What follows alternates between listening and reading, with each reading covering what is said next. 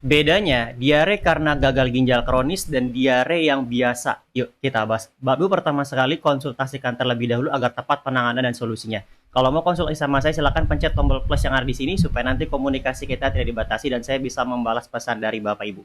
Komen juga mau konsultasi dan jangan lupa di-share, semoga jadi amal jariah. Nah, kenapa ketika divonis adanya penurunan fungsi ginjal kronis itu selalu diare? Jawabannya satu, Bapak Ibu, karena penumpukan racun atau uremia dalam tubuh. Inilah yang menyebabkan akhirnya diare yang berkepanjangan. Ini ciri pertamanya. Diare pada penderita ginjal kronis itu pasti dan dia berkepanjangan. Karena penumpukan racun tadi. Karena ginjal ini sudah mengalami penurunan fungsi dan dia tidak bisa membuang racunnya. Lalu disertai dengan beberapa gejala, itu sudah pasti mual, muntah, lemas. Lemasnya jelas ini karena HB-nya rendah.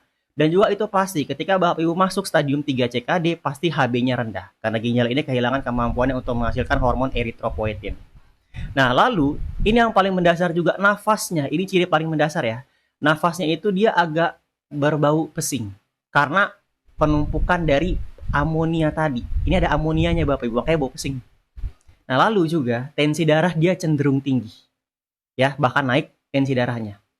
Lalu disertai dengan beberapa gejala pastinya. Ini ciri yang paling mendasar sekali. Lalu bagaimana bedanya dengan diare biasa dengan diare penderita gagal ginjal? Tadi ciri mendasar. Nah, kalau diare biasa ini pertama permasalahannya pasti karena adanya infeksi, lalu salah makan atau keracunan makanan. Ini terjadi pada pasien ginjal yang sedang tinggi juga. Beliau ini makan cabai. Cabai sebenarnya nggak jadi masalah, tapi dia memiliki sensasi dan juga bisa berisiko terjadinya infeksi tadi.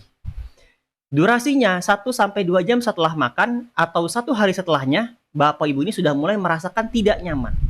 Bahkan fesesnya cair, ada rasa juga kram di perut, dan juga sama tadi, mual muntah, tapi tidak lemas. Ini cara yang paling bisa dibedakan.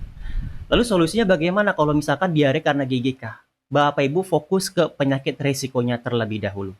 Ya, kalau misalkan Bapak mengalami penurunan fungsi ginjal karena gula darah, tangani gulanya, cek HbA1c, tensi darah kendalikan di bawah 130/80, demikian asam urat dan juga kolesterol. Dan kendalikan kreatinin itu berpengaruh ketika Bapak juga mengendalikan dari penyakit risikonya tadi.